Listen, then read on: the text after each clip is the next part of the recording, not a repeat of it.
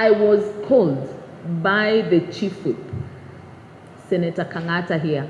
Yes. Actually tried to call him and he was not picking, and I was very mad at the whip that was picking. But the PA called my PA. They didn't even call me. The PA called my PA, and my PA told me that there's some letter that we're supposed to pick. And actually in the evening, and they sent me on WhatsApp the letter. So someone to say that they came to my office to serve me, that's a blatant lie. I'll say it is a lie, and these are the kind of lies and rumors which are going around to tarnish a member's name.